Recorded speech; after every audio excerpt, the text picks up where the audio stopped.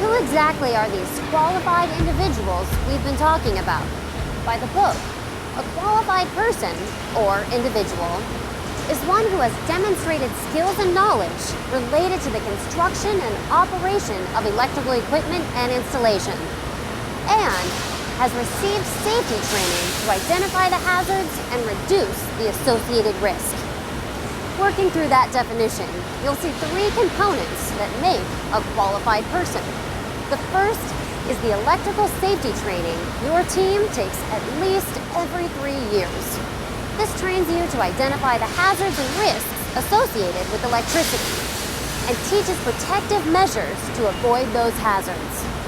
The second part is the individual's specific knowledge about the equipment they're working on. The third part is demonstrating that knowledge.